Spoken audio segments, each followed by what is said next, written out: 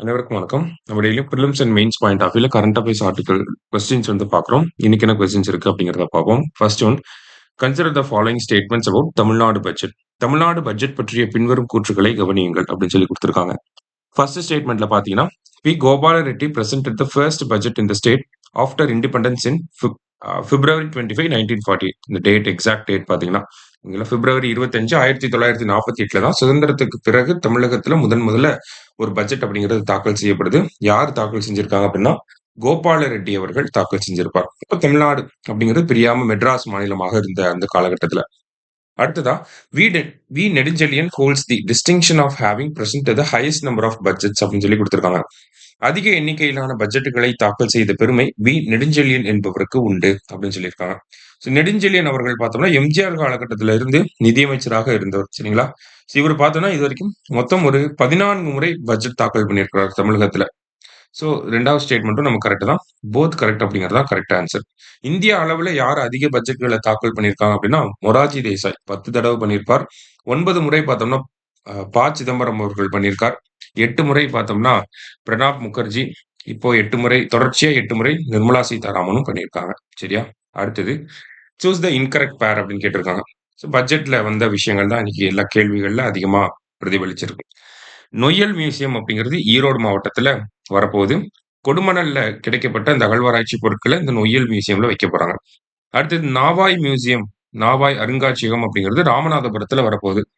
இந்த நாவாய் மியூசியம்ல என்ன இருக்க போகுது அப்படின்னா, பண்டைய பாண்டியர்களோட வணிகம் சார்ந்த விஷயங்கள், கடல் வணிகம் சார்ந்த பொருட்கள் எல்லாமே இந்த இடத்துல இருக்க போகுது. அடுத்தது ஃப்ளமிங்கோ சாங்சுரி. ஃப்ளமிங்கோ அப்படின்னா தமிழ்ல பூநாரை அப்படின்னு சொல்லுவாங்க. இந்த பூநாரை சரணாலயம் அப்படிங்கிறது எங்க இருக்கு? எங்க வரப்போகுது அப்படின்னு பார்த்தோம்னா, தனுஷ்கோடியில வரப்போகுது. சரிங்களா? ராமநாதபுரம் மாவட்டம் தனுஷ்கோடியில ஃப்ளமிங்கோ கிரேட்டர் ஃப்ளமிங்கோ அப்படின்னு சொல்லுவாங்க. கிரேட்டர் ஃப்ளமிங்கோ சாங்சுரி தனுஷ்கோடியில வரப்போகுது. ஸோ இதுவுமே கரெக்ட் தான். லாஸ்ட்டா செமிகண்டக்டர் பார்க். தமிழ்நாடு செமிகண்டக்டர் மிஷனுக்கு கீழ இந்த செமிகண்டக்டர் பார்க் அப்படிங்கிறது சூலூர் மற்றும் பல்லடம் மேற்கு பகுதிகள்ல வரப்போகுது. சரிங்களா? 4மே கரெக்ட் தான். ஆல் ஆர் கரெக்ட் அப்படிங்கிறது தான் கரெக்ட் ஆன்சர். அடுத்தது அடுத்தது பட்ஜெட் பத்தி தான். Tamil Nadu government will establish 25 Anbucholai centres அப்படின்னு குடுத்திருக்காங்க. தமிழக அரசு 25 அன்புச்சோலை மையங்களை நிறுவும் அப்படின்னு சொல்லியிருக்காங்க. It aims to ensure the well being of senior citizens அப்படின்னு சொல்லியிருக்காங்க. இது மூத்த குடிமக்களின் நல்வாழ்வை உறுதி செய்வதை நோக்கமாக கொண்டுள்ளது அப்படின்னு சொல்லியிருக்காங்க.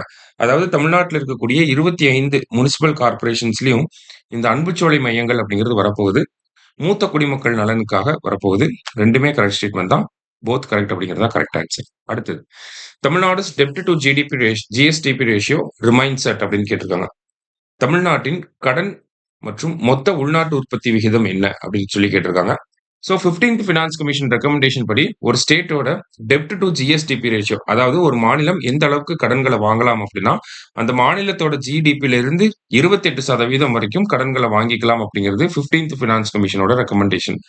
அந்த வகையில பார்க்கிறப்ப தமிழ்நாடோட மொத்த கடன் தமிழ்நாடோட ஜிடிபியோட லிங்க் பண்ணி பார்க்கிறப்ப ஜிஎஸ்டிபி ரேஷியோ அந்த எவ்வளவா இருக்கு அப்படின்னா 26.07% இருக்கு. நம்ம ஜிடிபில இருந்து 26% வரைக்கும் கடன்கள வாங்கியிருக்கோம் அப்படிங்கிறது தான் இதனுடைய மீனிங். சரியா?